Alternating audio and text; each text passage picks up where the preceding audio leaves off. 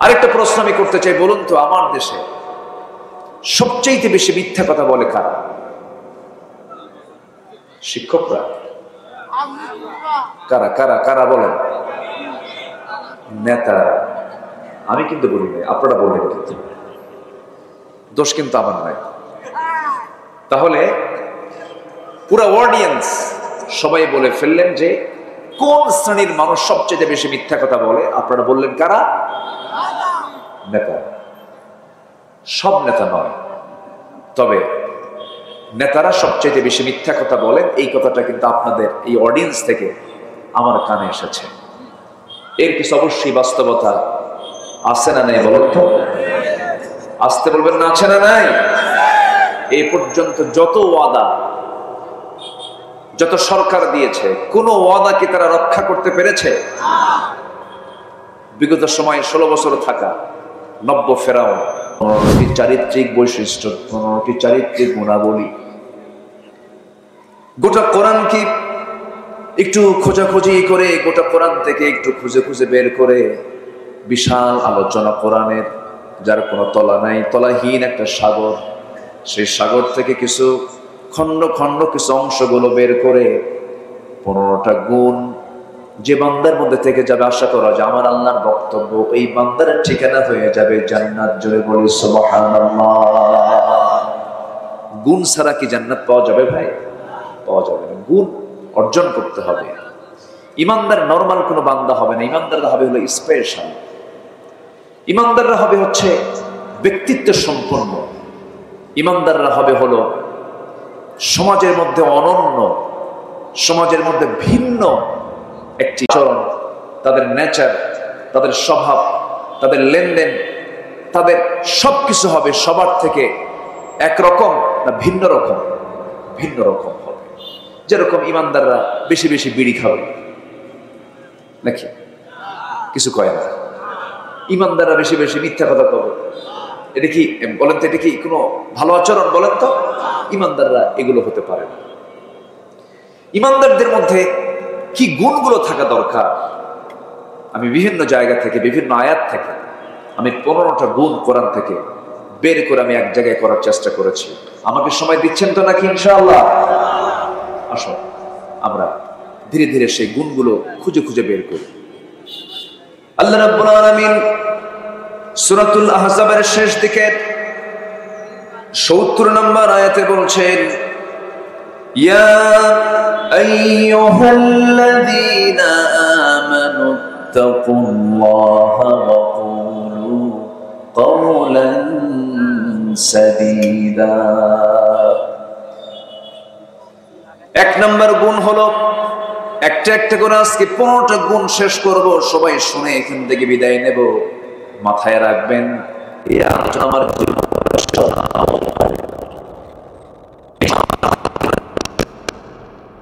এই 26 বছর আমার বহু চোখে দেখেছি, শুনতে এসে লাশ হয়ে বিদায় নিয়েছে বহু শ্রোতা। মঞ্চে আলোচনা করতে করতে আমার রেজাউল করিম কাউসারী ভাই মঞ্চেই দুনিয়া থেকে বিদায় নিলেন। এই কিম সেফাতুল্লাহ রাহিমাহুল্লাহ দুনিয়া থেকে বিদায় নিলেন। কত অভিনেতা অভিনয় করতে করতে মঞ্চেই দুনিয়া থেকে বিদায় নিল। আমিও বিদায় নিতে পারি, আপনিও বিদায় নিতে পারেন।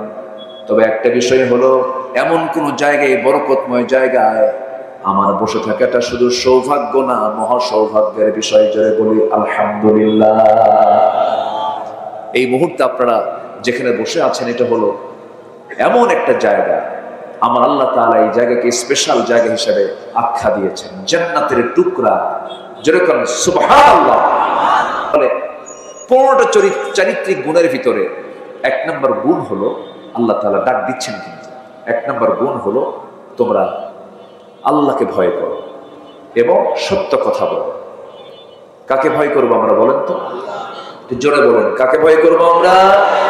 আল্লাহ। এবং আল্লাহ রাব্বুল আলামিন তার সাথেই বলছেন, ওয়াকুলু কাওলান সাদীদা, সত্য কথা বলো। একটা প্রশ্ন করব আমি, এই জাতি বাংলাদেশের যে মুসলমানগুলো আছে, অন্য ধর্মের লোক আছে প্রায় 20 কোটি মানুষ এই দেশে। এখন এই 20 কোটি মানুষের যদি আমরা জরিপ করে দেখি, আল্লাহ রাব্বুল আলামিন বলছেন সত্যবাদী হও, সত্য কথা বলো, সোজা কথা বলো। বলুন তো অধিকাংশ সত্যবাদী না মিথ্যাবাদী? বলেন সত্যবাদী না মিথ্যাবাদী? মিথ্যাবাদী।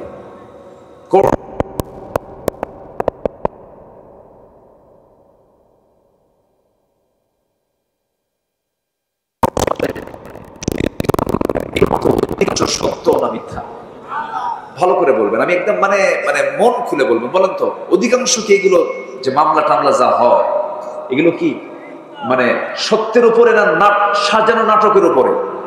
সাজানো নাটকের। আমরা কিন্তু দেখছি, কিন্তু এগুলো সব কিন্তু আমরা অবজার্ভ করছি। আরেকটা প্রশ্ন আমি করতে চাই, বলুন তো আমার দেশে সবচেয়ে বেশি মিথ্যা কথা বলে কারা? শিক্ষকরা? কারা কারা কারা বলেন? নেতা? আমি কিন্তু বলি নাই, আপনারা বললেন, কিন্তু দোষ কিন্তু আমার নাই। তাহলে পুরো অডিয়েন্স সবাই বলে ফেললেন যে কোন শ্রেণীর মানুষ সবচেয়ে বেশি মিথ্যা কথা বলে? আপনারা বললেন কারা? নেতা। সব নেতা নয়, তবে নেতারা সবচেয়ে বেশি মিথ্যা কথা বলেন, এই কথাটা কিন্তু আপনাদের এই অডিয়েন্স থেকে আমার কানে এসেছে। এর কিছু অবশ্যই বাস্তবতা আছে না নাই বলুন তো? আসতে বলবেন না, আছে না নাই? এই পর্যন্ত যত ওয়াদা, যত সরকার দিয়েছে, কোন ওয়াদা কি তারা রক্ষা করতে পেরেছে? বিগত সময়ে 16 বছর থাকা নব্য ফেরাউন, কি ফেরাউন বলে? নব্য ফেরাউন, লেডিস ফেরাউন। ফেরাউন তো পুরুষ ছিল, আর আমার দেশে একটা লেডিস আসছে, খুব অত্যাচার করেছে। আমি তো এমনি এমনি বলছি না, চোখের সামনে আপনার ইতিহাস দেখেছেন, ঘটনা দেখেছেন। বলুন তো আজকের এই মাহফিলটা বাস্তবায়নের জন্য এই মাহফিল কমিটির কোনো ভাই কি থানায় গিয়েছিল? যাওয়া লাগছে? আচ্ছা, কোথাও কি কোনো সমস্যা হচ্ছে? আচ্ছা বলুন তো এই 1 বছর, প্রায় 16 মাস, এই 16 মাসে বাংলাদেশের কোন জায়গায় কোথাও কি আপনারা জঙ্গির কোন আস্তানা, জঙ্গির কোন কারখানা, জঙ্গির কোন নাটক, অভিযান, জঙ্গি অভিযান কোথাও কি দেখেছেন, শুনেছেন? তাহলে এই জঙ্গি নাটক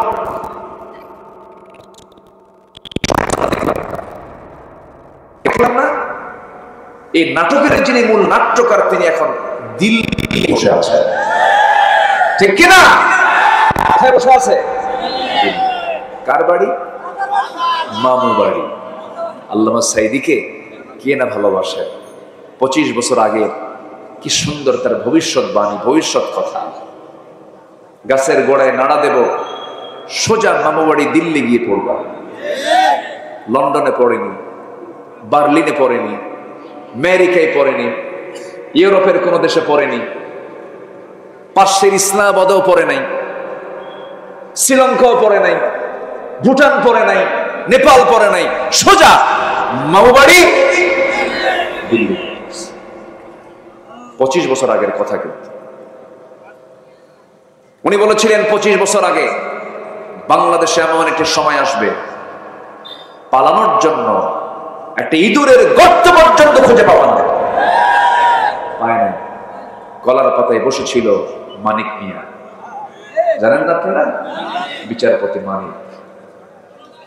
সম্মানিত বন্ধুগণ,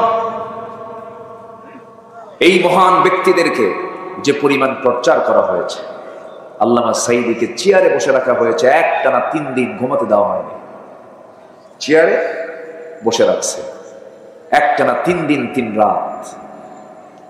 হিন্দু অফিসার দিয়ে, মানে সব হিন্দু ভাই তো খারাপ না, অন্য ধর্মের ইসলাম বিরোধী, ইসলামকে সহ্যই করতে পারে না এমন কিছু অফিসার দিয়ে তাকে থাপ্পড় পর্যন্ত মারা হয়েছে। সেন্সলেস হয়ে জমিনে পড়ে গেছে। এই দৃশ্য সহ্য করতে না পেরে, এই চিত্র সহ্য করতে না পেরে আল্লামা সাইদি রাহিমাহুল্লাহর কলিজার টুকরা বুলবুল সাইদি হার্ট স্ট্রোক করে 2012-13 সালের দিকে দুনিয়া থেকে বিদায় নিয়েছে। তার মা সন্তানের চিন্তায় শোকে শোকাহত হয়ে তিনিও দুনিয়া থেকে বিদায় নিয়েছেন। এই যে একটা পরিবারকে তিলে তিলে যে জুলুমগুলো করা হলো, আল্লাহ কি নাই? আল্লাহ কি নাই? আল্লাহ কি শোনেন না?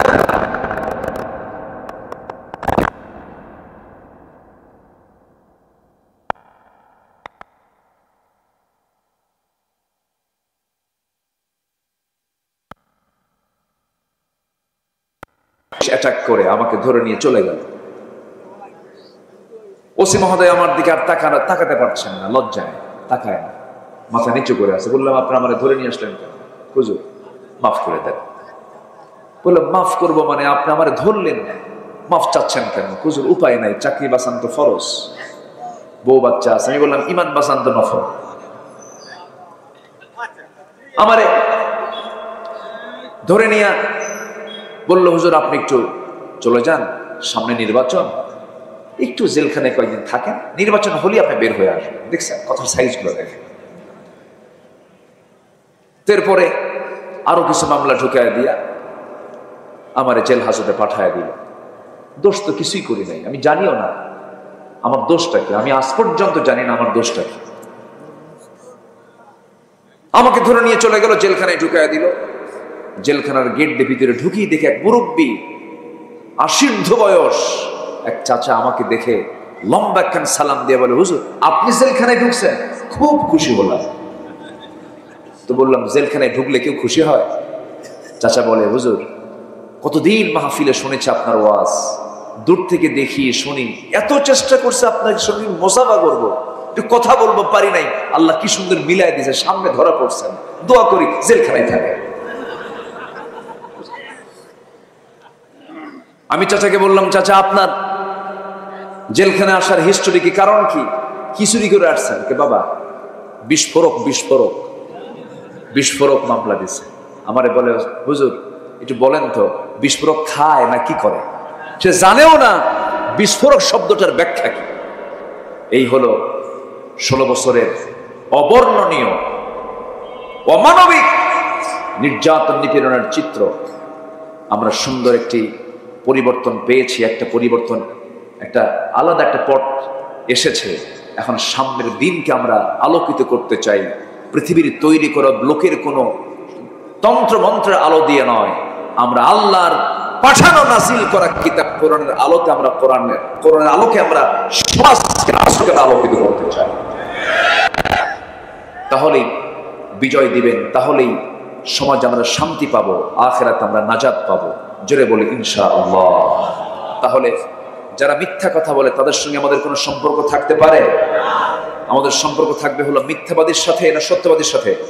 ওকুনু মা'আস সাদিকিন, তোমরা সত্যবাদীদের সাথী হয়ে যাও, মিথ্যার সঙ্গে তোমরা সম্পর্ক রেখো না। আমার বন্ধুগণ, একটু কান লাগাবেন, মনোযোগ দিয়ে কথাগুলো শুনবেন। 1 নম্বর গুণ হলো সততা। এই সততা যদি আপনার মধ্যে থেকে যায়, আপনার সন্তানগুলো ভালো হবে, আপনার পরিবার ভালো হবে, আপনার সমাজ ভালো হয়ে যাবে, রাষ্ট্র ভালো হয়ে যাবে। এই জাতিকে ভালো করার জন্য, এই জাতির জন্য 1 নম্বরে যে চারিত্রিক গুণ তৈরি করা দরকার, তার নাম হলো সততা, সত্যবাদিতা। মিথ্যা কথা বলা যাবে না। আমি একটা প্রশ্ন করব আপনাকে, বলুন তো, এই পৃথিবীতে একজন মানুষ যার জীবনে কৌতুক করে একটা মিথ্যা কথা তার মুখ থেকে কোনোদিন বের হয় নাই, তার নামটা কি বলুন? মুহাম্মদুর রাসূলুল্লাহ সাল্লাল্লাহু আলাইহি সাল্লাম। কোনোদিন একটা মিথ্যা কথা তার মুখ থেকে ফসকেও বের হয় নাই। কি সতর্ক নিয়ে তিনি কথা বলেছেন, কি সজাগ থেকেছেন কথা বলতে নিয়ে। কৌতুক করে একটা মিথ্যা কথা তার মুখ থেকে বের হলো না। কোনোদিন আওয়াজ দিয়ে কোনোদিন হাসি দেন নাই, হেসেছেন, তার মুখটা হাস্যোজ্জ্বল ছিল, কিন্তু আওয়াজ দিয়ে কখনো হাসেন নাই। পেটে ক্ষুধা ছিল তার, কিন্তু কোনোদিন পেটে ক্ষুধার কোনো সিমটম মুখে তিনি প্রকাশ করেন নাই। ক্ষুধার্ত অবস্থা তিনি ছিলেন, কিন্তু মুখে দেখে তার টের পাওয়া যেত না। মাসের পর মাস চলে যেত, বাড়ির চুলাতে আগুন জ্বলতো না, কিন্তু আমার নবীজি কখনো একটা বারের জন্য কখনো মনক্ষুণ্ণ হতেন না।